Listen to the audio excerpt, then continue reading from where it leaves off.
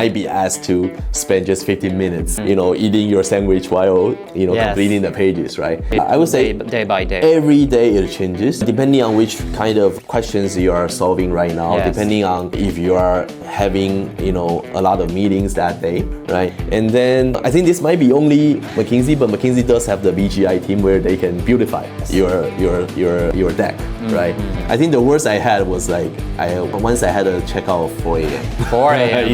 in the morning. But then don't ever bother your partner with the small things on the page, on the slides. Right. Make sure you get to the point right away, and then you give the supplementary information. And then also, rarely will you have the chances to be working with so many smart people who are all who are all actually experts coming from different industries. Right. Right. 皆さんこんにちは、コンサルキャリアです。で、今日のテーマはマッキンゼーのテック人材の1日っていうのを中心で語ってもらおうというふうに思うんですが、まずその前にクリスさんがどういうキャリアを歩んできたかみたいなところを聞くところから始めたいと思います。So what does our typical day at McKinsey look like? Yeah. I think the typical day usually starts when you wake up around maybe 8. 8. Yes, and usually you'll be in the good hotels with breakfast. So they make sure that you get your breakfast and you get everything ready. Usually you go to the client office at around 9 a.m. and then you start the debriefing of the whole day, right? Like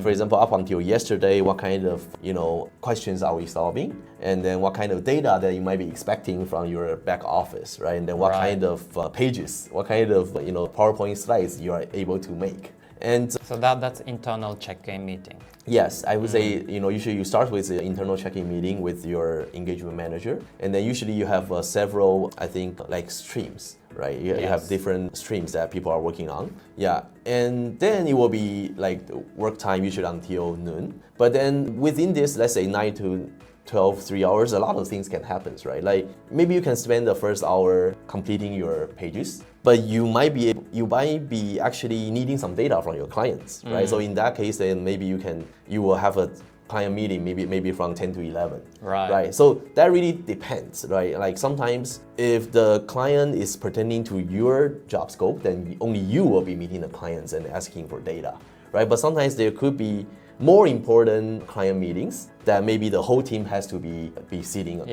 Then in that case, then you have to put aside your work and then you go to a big conference room and emergency. Yes. So then usually at noon, depending again on the schedule, you might be able to actually eat at a restaurant or not, right? Or not. Maybe Uber. Maybe they are like konbini, right? Then you get some. You will end up as a working lunches. Yes. Right. But then again, starting in the afternoon, the same thing happens. Yeah. And then during the lunch, I think usually you can expect maybe 30 minutes to 1 hour. Oh, really? Right. That's long. I guess in a healthy team setting, your manager tries to at least give you half an hour. Yeah. But of course, if it's really an emergency, you have a very important presentation in the afternoon, then you might be asked to spend just 15 minutes, eating your sandwich while, completing the pages, right? So it actually really differs every day. Yeah, there's no routine work consultant. So it changes I would say day by day. Every day it changes, depending on which kind of questions you are solving right now, depending on if you are having,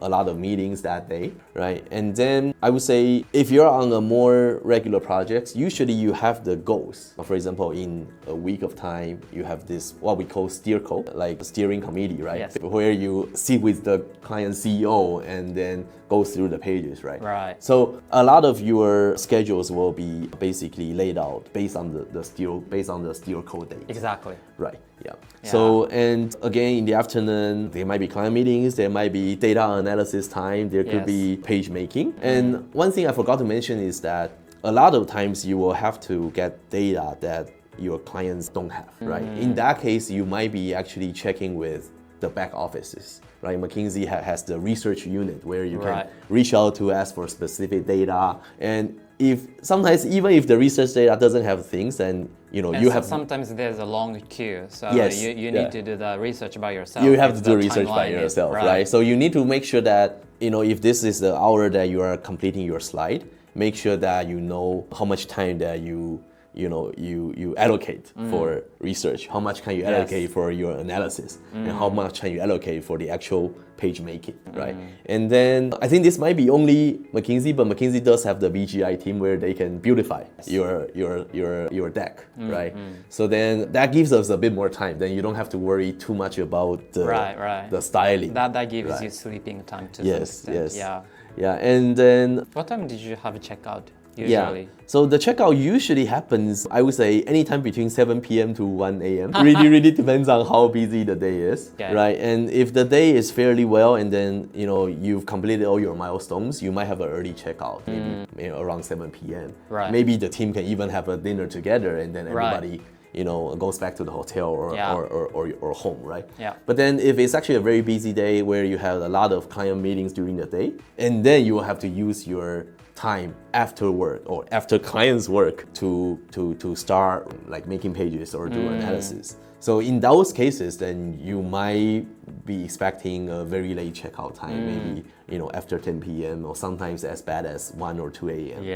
Yeah. So it really depends on the projects, but unfortunately I heard that because of jote busoku. So I think maybe there is a tendency that teams get checked out later and later. I'm not sure if that's the case, but but that's my experience. I think the worst I had was once I had a checkout of 4 a.m. 4 a.m. in the morning. Yes. So I want to ask you a new question. So working at McKinsey is quite unique, right? So there are partners, managers, and team members like you, associate, BA. So what was it like to work with partners and working with EMs, and how were they different from each other? Yeah.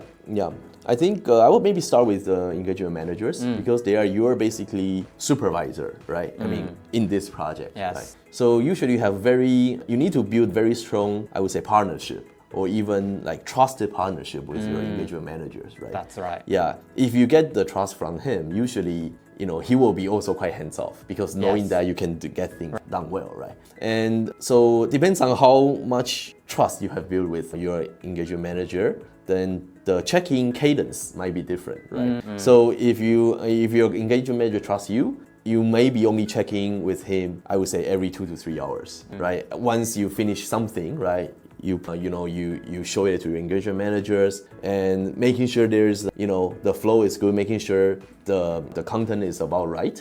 Then you can carry on your next task. Right. But then if you don't really have the trust, or if you are a new consultant, expect maybe already checking with your engagement managers where they will walk you through what needs to be done, and maybe the slide or the page that you're making might not be telling a very I would say structured story, right? So in that case, your engagement manager is your best friend, right? And when it comes to partners, I think the interaction is quite different in the sense that partners are usually on several projects, right? And then they usually have very limited time that are given to the team every day. Yeah, buying that time is so difficult. Yeah, so their time is very precious. Yes. So make sure that when you interact with partners, you get the most important questions asked, right? And maybe some questions that are very key to the clients, or there's some questions that are very industry specific that your engagement managers or your fellow colleagues don't know about, right? So these kind of questions are to be brought during the partner checking.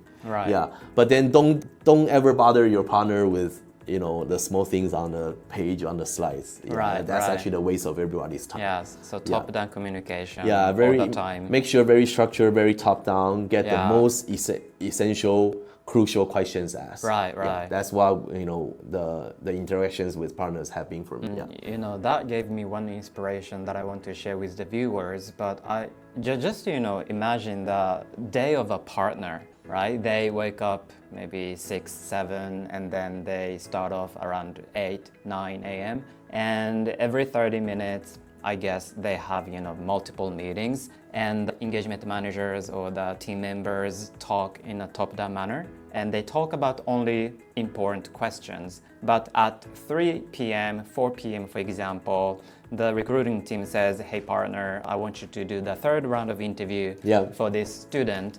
Or for this, MBA holder from ECR, and then, okay, then let's talk. And if the interviewee talks in a bottom-up manner, or if he or she talks about not important topics, spending a lot of time, a partner would be like, I want to go back to exactly. that. Yeah, exactly. Right. Yeah. So I think it's also a good advice for the interviewers, right? When you talk to, because you're, especially during the final rounds of interviews, you're usually interviewing with partners. Yes. Make sure you keep your answers succinct, structured, and in a top-down way. Right. Yeah, I think that's very important. Yeah. Did you have a chance to practice talking in a top-down manner with your insered batchmates? Yes, I think that's part of the interview processes that we had to be mindful. Yeah, for example, when we are giving the interview practice to our colleague, right, and then vice versa, when he is actually asking me the questions, we will usually summarize that, hey, when you are explaining this, it's not that top down, right? Like, I don't know what you're trying to express until the very last minute, right? Especially I think maybe in the Japanese settings, because Japanese is not a very top down language. So that's something that like everybody has to keep in mind. Right. Make sure you get to the point right away, and then you give the supplementary information rather than starting from bottom up and not knowing what the answers is. Yes. That's going to basically be I guess consuming a lot of patience from your interviewers. Right. So here's my final question. Yeah. So you used to work at LinkedIn, McKinsey, and after that, other companies, right? So overall, would you say that working at consulting firm is a, good choice, as a, to create, your career path? Yeah. Would you say yes or? Yes, I think the answer is definitely yes. I wouldn't even look into this as a stepping stone to the future career or what, right? I think just even for my self-learning, I think McKinsey really gave me a lot of, growth, I would say. Yeah, because then rarely you have chances to actually, meet so many clients and working in so many different industries in such a short amount of time. And then also, rarely will you have the chances to be working with so many smart people who are all who are all actually experts coming from different industries. Right. So I do think that also my time at McKinsey was short. There were actually invaluable, things that I learned. And then also I've also had the honor to make some lifetime friends, coming from the firm. So yes, I think it's definitely a very, very, important part of my experience that shapes me into who I am today. Yes, when I support, candidates, especially maybe the viewers, some people say, hey, I don't have enough courage to, become a strategy consultant, because we have talked about intense day of consultants and, a lot of, difficult problems to be solved. So do you have any tips or advice or any last one word for those? Certainly, yeah. I think maybe one thing I want to say is you are not the only one. Actually, everyone, even the partners, the senior partners you see who are shining in this field, they have gone through the same processes. Right. Like when they joined as a junior consultants, they had the same struggles. Right. Like they didn't know what would take them, right? So, but then I think taking the step is the most important thing, right? Like you don't really know your limit until you actually starts, and then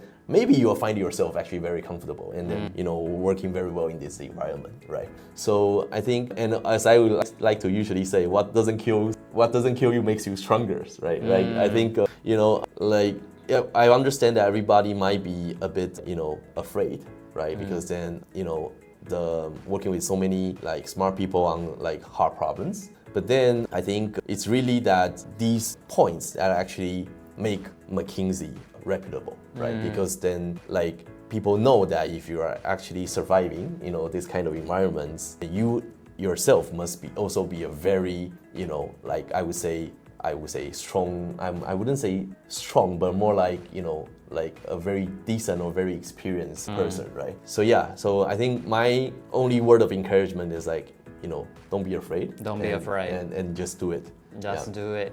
Yeah. Thank you so much, Chris. Yeah.